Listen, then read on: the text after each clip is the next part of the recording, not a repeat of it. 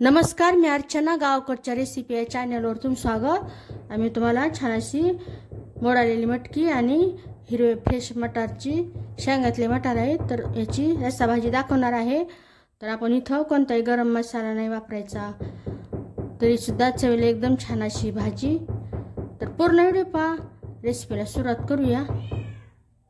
एकदम बेसिक पद्धत आहे। तर वाटणे थोडं कोथिंबीर, लसूण आणि सुक्कं खोबरं घेतलेलं मिक्सरला बारीक करून घ्यायचं।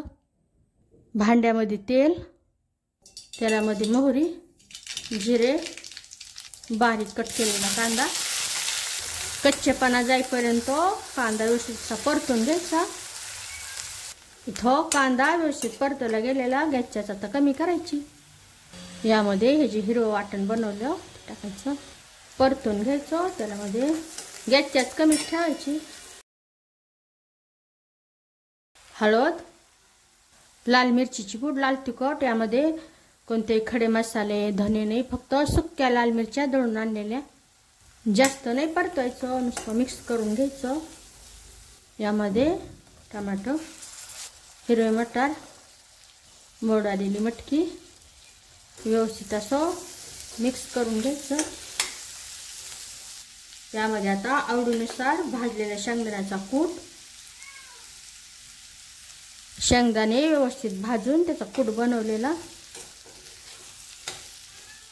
गरजेनुसार पाणी टाकायचं, जसं तुम्हाला रस्सा लागतो त्यानुसार पाणी टाकल्यानंतर गॅसची वाढवायची, चवीनुसार मीठ।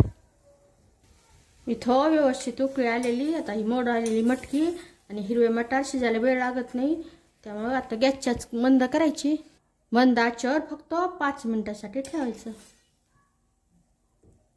इथं 5 मिनिटं झालेले, गॅस बंद करायचा। यावर बारीक कट केलेली कोथिंबीर, खायला एकदम खमंग अशी सोप्या पद्धतीची भाजी तयार झालेली, छान अशी रस्सा भाजी तयार झालेली।